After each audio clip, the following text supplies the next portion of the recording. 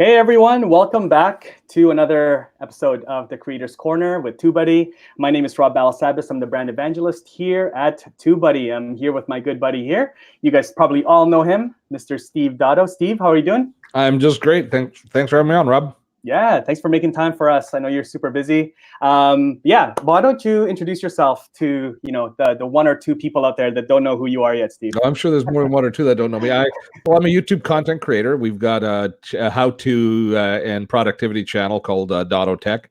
But before that, you being Canadian will remember that for about 20 years I was on TV in Canada, teaching pretty much the same stuff. We had a TV show on how to use technology for many years up here, and I did radio and newspaper. So I kind of come from a traditional media background, a little bit of a unique personality, I guess, on YouTube. The fact that I'm, a baby boomer with a YouTube channel that makes my living from YouTube. That's my unique secret sauce, I think. Yeah. No, I mean, it's great. I've obviously we're both from Vancouver. We get to hang out almost every month at your local YouTube creator meetup. I'm an author, just like you. That's right. That's right. So we get to hang out a lot. So this is great. Let's talk today. We're going to be talking about lessons that YouTube content creators can learn from traditional broadcasting, which is you're the perfect person for this because of your background and previous life. So maybe before we do that, share what was that previous life with your show on TV on cable. No, we weren't. We're network. We're broadcast. We're syndicated on network cable. Come on, man. Yeah, sorry. Access TV. How insulting. Yeah, no. Yeah, no. We I started out in educational television. Actually, the first 8 years we did our show, we were on the Canadian equivalent of PBS on the educational networks, and we built a pretty solid following there. And then we transitioned to regular network television. We did 8 more years on network TV with a TV show called Dotto Tech. It was how-to, but it was back in the day when we started before the internet was really all that popular. It was just starting. Actually, the very first TV series we did, I'll go take you way in the Wayback Machine. We did a series called Cruising the Internet, and if you do a search on YouTube, you can actually find some video from that, which is absolutely ridiculous. Which was we were actually teaching before browsers were available. We were teaching teachers how to use the internet using tools like Eudora and Archie and Anarchy, dial-up stuff. And we were in the middle of that series when Mosaic was released by University of Minnesota there, and I think it was University of Minnesota, but literally, we were in the middle of taping the series, and I saw Mosaic, the first web browser, and I went to the producers because I didn't own this show. I was just hired as talent on the show. Right. I said, we have to rewrite the whole show. We have to change everything we're doing. And they went, what? You're crazy. I went, no, we have to redo it because everything's changing. And so we actually had a show on the air within about 3 months of the first browser being released on using the internet. So things have changed. But we were back there at the beginning. It was kind of fun. Yeah. I mean, I actually do remember that. I was still a child. Oh yeah, of course you were. But I actually remember that show. So it was actually cool. I remember when in my previous role at Thinkific, Steve, we started working with you, and I realized that you were actually creating courses and all this stuff. So it was super cool to see that and meet you in person. And now we get to hang out in a bunch of different ways. But so let's talk about this. Okay, so if you guys are watching, we've got Ross says cool topic on air radio back in the day. So Ross is with Livestream Universe. We've got Graham says that he recognizes you. So that's where he recognizes you from. Yeah. So awesome. So I put the link to Steve's YouTube channel in the comments. So go check out his channel. Go subscribe. You've been killing it. I mean, you're at what, 265,000 subscribers now? Yeah, it's funny. I'm hot and cold with YouTube. YouTube is a great platform, and I love it. Don't get me wrong, but it's not where my real passion lies. But it serves a tremendous purpose for us as far as building the brand and building the channel. So unlike, I have been kind of not following my own advice. We haven't uploaded new recorded videos this year. And there's a reason for that. We have a limited bandwidth, and we've been focusing on a few other projects that are more directly revenue related than YouTube. But my channel is very search based. So it's not like, although we do see a dip in all of our numbers when we don't publish every week, we don't take a nosedive because it's not a personality based channel. We do really well as far as YouTube search and recommended videos on our how-to content. So when we do get back into publishing, things pick up pretty quickly. I see most of our stuff is all just kind of how to, and in the productivity space, a little bit in the content creation space. But yeah, and for me, it's been a really interesting journey coming from that traditional world of publishing with newspaper, radio, and television, which I was in, and I worked in all of those medias. Right. But in late 2010, early 2011, I transitioned. I actually stopped doing the shows, and I didn't come to the online world right away. I kind of tried to figure out what I wanted to do when I grew up. After that, it took me a little while. But then once I started to really embrace YouTube, I had a bit of an epiphany, and my eyes were opened as to the potential, and it's been quite a ride since then. Yeah, no, that's great. I mean, I feel like, you coming from a broadcasting background, I think people that come from that background and then they realize YouTube, I think they have obviously like a bit of a head start, knowledge-wise, and then just trying to, you have a bit of a head start. I mean, bit of an advantage, really. Well, an advantage in storytelling and in production. But a disadvantage in some of our training holds us back. To be perfectly honest, here's the biggest difference. So somebody that comes from a traditional broadcast background is used to having massive constraints put on them. Back when we did our TV show, we had very limited inventory available. 22 minutes and 30 seconds. That was it. That's all I had every week. 22 minutes and 30 seconds. Right. And it used to cost us north of $30,000 to produce that content. So every minute of content was incredibly valuable. Right. But we also had to work towards what our sponsors and advertisers wanted, which I mean is still part of the YouTube world, but nowhere near as relevant as it was back then because there's obviously smaller dollars for the most part attached. But even more importantly, we had two other masters. We had the network, the television network that we were being broadcast on, who we had to keep happy in order to keep our time slot. And we had whoever was paying for the show that we had to keep happy in order to keep our time slot. But we also had to stay within the rules that the broadcast commission of the country that we're in. In our case, it was the CRTC, the Canadian Radio and Television Association, the FCC in the States. We had rules and constraints placed upon us that we had to stay within. And if we made a mistake, if we swore on air or did something wrong, boom, we got a letter and we were in trouble. Back in the day, people in YouTube will, we think about content strikes that you have now. My gosh. Back in the day, I can still remember we did a TV show where we were doing a bumper into a commercial break. And we were showing, there used to be a product, old timers will know this and tell us in chat if you remember this. There was a company, iOmega was the company. They used to have something called a zip drive, which I believe looked like a floppy disk, but it would store 20 megabytes of data, a whopping 20 meg on a floppy disk. It was called a zip drive. So as we went to commercial, I said, and when we come back, I'm going to be showing you the zip drive. And as the camera like pushed focus past me, I was going zippity doo dah, zippity. Me doing that generated a letter from Disney's lawyers to the station to threaten us for copyright infringement. Me singing out of tune a few lines as we went to break of the stupid song from Jungle Book, I guess it was. Yeah. And we had to then pull distribution of all of our TV shows because in those days we made duplicate tapes and we couriered them out to every station across the country.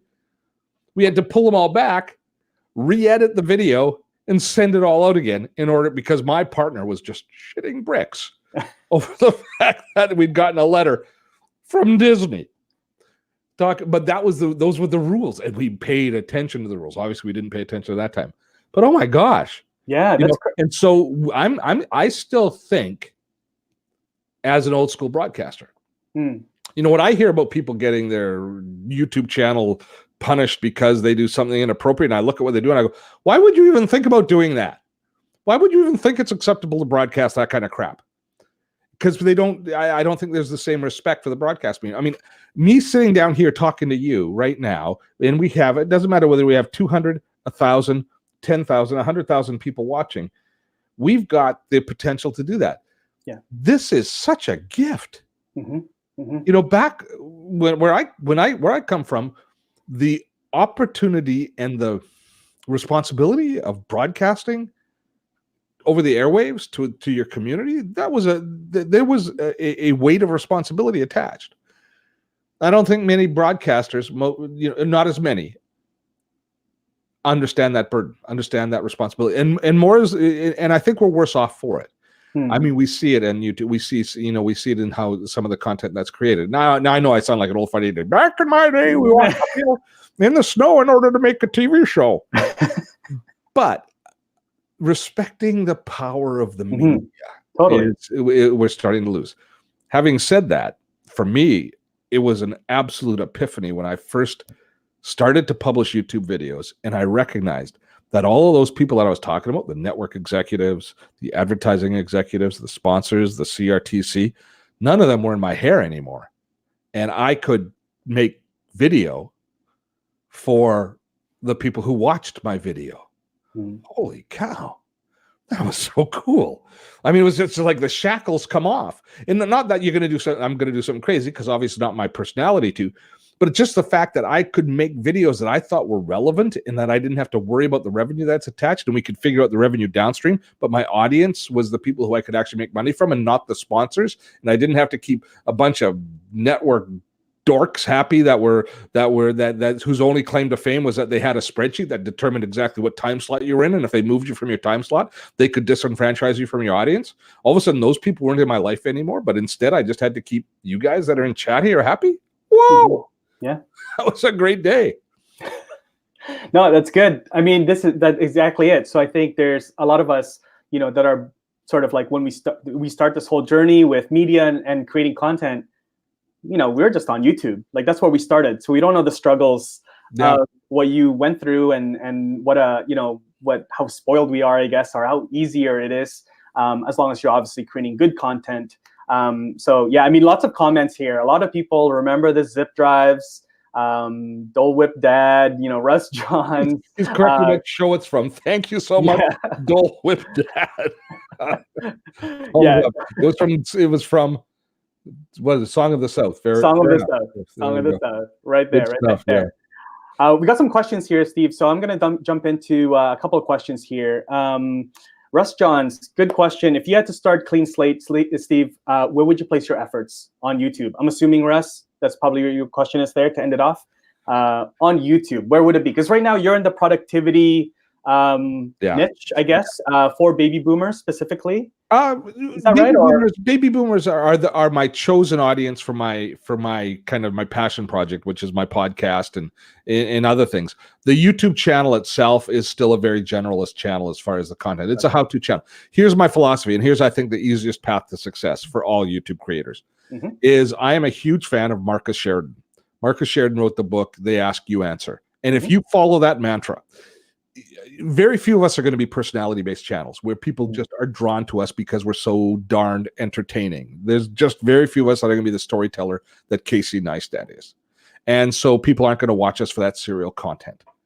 However, if we have value to impart, if we can alleviate somebody's pain and make their life a little bit better and answer some questions for you, we have value, and YouTube is the best place to deliver that, because YouTube, as you know, is not a broadcast medium. It's a search engine. People come to look to find stuff. If you provide the stuff that they want to find, our relationship with YouTube is the cleanest and most easy of all of the social platforms. I'm not saying YouTube is the best business partner on the planet. Far from it. But compared to Facebook, oh my God, they are so good, because our contract with them is very reasonable. If the audience comes looking for information on something that we can answer the question, then YouTube will serve up our content. It's as simple as that. And then we have an opportunity to generate revenue. So if I was starting from scratch, I would determine, obviously, whatever my lane is, but I would follow Marcus Sheridan's recommendation. They ask, you answer. Most important thing I did at the start of my YouTube channel is I read and I responded to every single comment. And I let my community lead me to the promised land.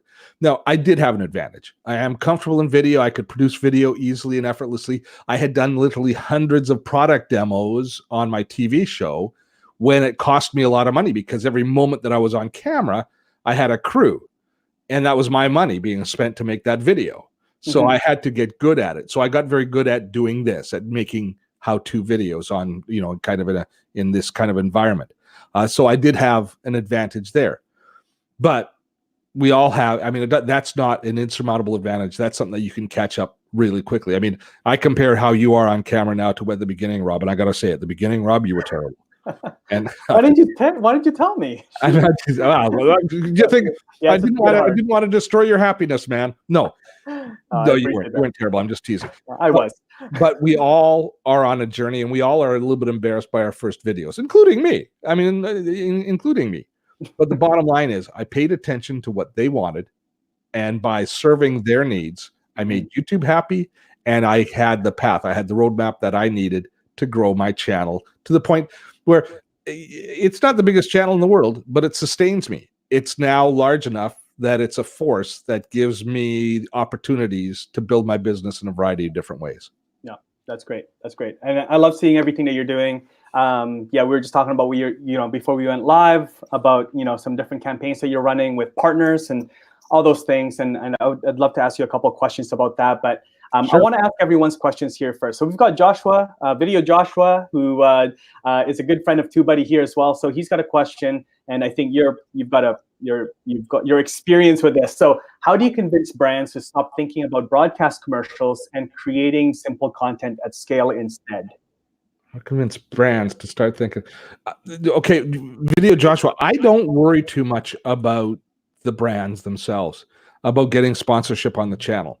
Okay. Now, I actually gave a talk at Vid Summit about how to price your channel, which I think is really well thought out, and I do respect that it's a terrific place to build revenue, to build your channel and to build your business. But I think any brand that's out there that's kind of fits in our space probably has an affiliate relationship, has an affiliate program. And so you don't have to convince them of anything. If it's something that you like and you believe in, then you just have to convince and show value to your community in order to generate revenue. Then the brand will ultimately notice you. But it doesn't even matter if they ever do notice you, because if you're making affiliate revenue off of them, what do you care? You're making your money. And if you're serving your community well by making good recommendations and they're happy, you're earning money. But that's the path. I think that we have a lot more flexibility. I think a lot of sponsors, a lot of video channels spend way too much time thinking about what sponsorship is going to look like on their channel. Consequently, they don't serve the most important people, which is the people who watch the video there. They have to kind of try and serve the sponsor.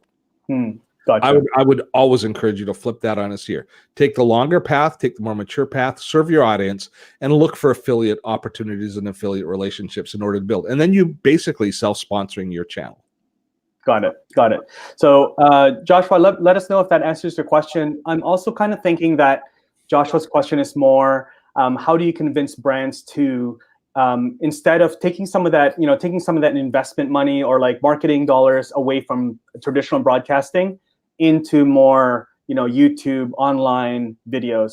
That's what I'm thinking the question might be also, but Josh, let us know if that's if it's a client of yours already and you're trying to talk to them, I think that just the number, I think the fact that broadcast is still there's nowhere that you can get as much reporting and as much direct connection between dollars spent and activity as you can through YouTube sponsorship and YouTube placement. Because YouTube does such a great job of defining who's watching the video, how long they're watching the video for. We know if they've participated in a call to action because we can tag everything that's going on. So you can attach credibility to every action, every dollar that they spend with you. So that should be pretty straightforward as well. But again, I will always concentrate way more of my effort on the quality of video that I'm producing and serving my community and growing my penetration into the marketplace through search authority, through subscribers, through converting people into my own CMS, into my mail list, doing all of those things. I'll spend energy on all those before I ever even look at what my relationship looks like with a brand. I mean, if you're a YouTube creator and you're not collecting email addresses, I think you're probably missing the most important part of the business that we do. And it's the least sexy part, and it's the part that you probably appreciate me talking about the least. But at the end of the day, every subscriber that you have on YouTube is YouTube's customer, not yours. That's a good reminder. That's a good reminder. Yeah, it's rented property. Yeah. And so we build our business ourselves. And then then we have real appeal to brands. Once you've got a mail list, you're way more appealing to a brand than somebody with a lot of subscribers at the end of the day. Because you can do a direct call. You can then compose an actual email and send it out to them. And you can track that traffic through, and you can do a custom offer just for your people that they know only comes from you. There's a lot of benefit. The money's still in the list, and it's not, as I say, it's not sexy. It's not the fun part. But I got to tell you, the checks at the end of the month are fun. I bet. Okay, so Josh was actually clarifying his question here, Steve. So to clarify, I consult with brands on YouTube strategy where they think they have to spend millions for one video instead of hundreds for the same price point. Yeah. Well, at that point there, I think you just have to get them to the point that they actually see the result of their dollar spent. But here's the problem that you're always going to face with brands. And this goes back to the days when I did my TV show, is I would go in and when I met with an agency rather than with the actual buyer for a company, and I've done lots of sponsorship deals back. We did 20 years of TV, lots of sponsorship deals. I knew I was in trouble when I went into an agency and when they looked at my proposal, because my show was fairly inexpensive as far as advertising revenue, as far as the advertising costs. Great value for the advertiser, but not great value for the agency. You have to realize what the economics are of your offer. So when an agency does a recommendation, if a person who's not actually, if they're not performance based on the performance of their product, but instead they're budget based, they're delivered. If you've got $1 million budget to spend, and if you're going to spend that money, it's a lot of work to spend it in $100 increments. It's a lot easier to spend it in $100,000 increments, which is what broadcast television gives them. And nobody's going to lose their job for staying on broadcast TV. But it's a lot of work for them to drive down and actually deliver that value in these little $100 increments. And they could lose their job if it doesn't work out because they aren't going to generate the kind of big splash. It's incremental. There might be more value, but it's tougher slugging. So if your job is to sell to brands, you are already in a position where you're behind the 8 ball, because you've got to recognize it's not the value that you're offering, it's the pain of your customer. What do we teach? How do we solve our customers' pain? Right. If you're dealing with a brand manager, their pain is spending their money well, but it's painful to spend it in small increments. So I think you just have to recognize that. And if you can figure out a way around that challenge, you make it easy for them to make the good decisions. Got it. Josh, hopefully that answers your question there. I think Josh is going to be a social media marketing world as well. So Steve's going to be there. So I think down on Friday. Yep, he'll be here on Friday. I'm already here. That's why I'm in this co-working space phone booth today. So we've got a couple more questions. Steve, I really appreciate your time here. So I'm going to take a couple more questions. So put your questions in the comments. I see Beanie Draws here. I'm going to answer this one. Beanie Draws is wondering if there's any Twitter-based, if there's any analytics for Twitter-based stream. Good question. I'll have to look into that for you. I will get back to you. And he's also wondering is curious about why we're using Twitter as a streaming platform. For TubeBuddy, we have quite a fair bit of our users that are quite active on Twitter, so we wanted to meet them where they are. And that's why we're also multi-streaming here. So we're also on our Facebook page, Beanie, and my LinkedIn profile. So we're kind of all over the place here. So we're in different channels. Okay, I've got a really good question here from Ross, Livestream Universe. It's a great question. That's not a great question. So Steve, can I throw one in? Yeah, go for it. Gray Hay Mbar Sky Media says, how do you collect email addresses? Okay, yeah. You collect email addresses by calls to action within your videos. Okay. So you have to find value, a reason for people to offer your email address. So that means that you need an offer of some sort, a cheat sheet, a download, a mini course, some sort of free training, a reason for them to share their email address with you. Now, on our channel, we every Wednesday do something called Webinar Wednesday, where I deliver a free training, usually in the productivity, but often in the content creation space, every single Wednesday. And we typically have between 1,000 and 1,500 people sign up every Wednesday for these trainings. It's a lot of work, but it's a fantastic list builder. That's the term that we use, is list builder. So you want to come up with a product that causes people to want to opt in and give you their email address, because you give them value in return. That's what a list builder is. So you have to figure out how to build that into your product offering on your channel. Got it. So there you go, Graham. Hopefully that answers your question. I'm going to go back to Ross's question here. Yes. What do you think about putting links and affiliate links in the description? How much is too much? Is it, for small channels, is it different than larger channels? What's your thoughts on that? Okay, relevant links. We have a stock list of things like to our affiliate links in Amazon, and to sign up for Webinar Wednesday, and to know where my podcast is. So we've got some stock kind of calls to action that we put in every description. But the rest of the links you put in your description should be relevant to the video, and you shouldn't make people go and look somewhere else for them. So making sure, and I always shout out, I say, links to this are in the description below, so that people know that they're there, and then I make sure that they are there. When they're affiliate links, I believe that you should, in order for transparency, you should make sure that you tell people some of these are affiliate links. And I even put brackets around my affiliate links so they know which ones I'm being compensated for, but from different advertisers or different partners. But the proper number, it's like how long is a piece of string? The proper number of links is the exact number to support the content that you're sharing. Gotcha. There you go. So Ross, let me know if that answers your question. But yeah, I think that's the key word is relevant, right? So as long as it's something that is pertaining to the video that you just shared. So there you go. Good answer. Okay, Steve, as we're going to wrap up here, we'll probably take another question or two, but tell us about your podcast and what that's all about. Okay, so my passion project is actually helping baby boomers and Gen X discover the online world and remain relevant online, especially if they're looking to reinvent themselves and to kind of build an online business. So I have a podcast called Grey Matters, Grey Matters, with Steve Dotto, and it's really focused completely on that baby boomer Gen X market and helping you guys understand, because I believe I'm a bit of a unicorn, somebody who makes their living in social but is over the age of 60. So so that's my podcast, and it's a bit of a passion project, but we're going to be growing that into, that's really my focus for this year, is that's the area that I want to help. There's a profound need with baby boomers getting online, and I got to tell you, all of you millennials out there that kind of do that whole okay boomer shit, you just wait. The gray wave is coming. We're gonna. I think you're gonna see a lot more baby boomers online, a lot more baby boomers building online businesses, establishing themselves in these different social channels, and there's still some miles in the tank yet. Awesome. So yeah, that's great. I mean, I love your content, Steve. Always been super helpful to me. Always supporting, the work that I'm doing. So I'm going to share all of the links here to Steve's YouTube channel, his website, his podcast. Anything you want to share as we wrap up here, Steve? No, if you see me at Social Media Marketing World, say hey.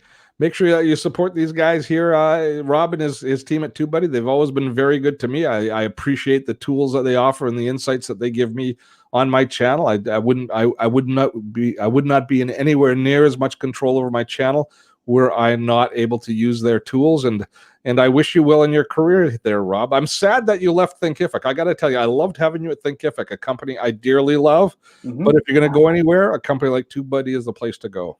I appreciate it, man. I appreciate it. And I'll see you on Friday, and then we'll hang out for the next few days. But we'll be back. Anything you want to share about, like specifically, I know a lot of people here probably aren't from Vancouver, but what are you doing in Vancouver specifically to support the YouTube community? Oh, well, one Wednesday, the last Wednesday of the month, this coming Wednesday, at the Thinkific offices, we host a meetup, a YouTube meetup. So you're more than welcome to join us if you're a YouTube creator. It's $20 to come in, and we teach, and it's an opportunity to get together with other creators, which is so difficult for us to do. I mean, what we do, how we make our living, you can't talk to somebody at the coffee shop about it. They look at you like you got three heads. You make your living on YouTube? How do you do that? So you're trying to explain it to them, and it's like it's frustrating. Yeah. This gives you a chance to hang out with other weirdos like us. Well said, well said. And so we'll wrap it up there. So I'll put all the links. Steve, thank you so much, and everybody that joined us live, thank you so much for hanging out with us. We'll see you again later this week when we go live again. So if you're watching this on the replay, leave your comments, and we'll make sure Steve gets them and answers your question. All right? Have fun storming the castle. Thanks, everyone. Take care. Have a good day. Bye now.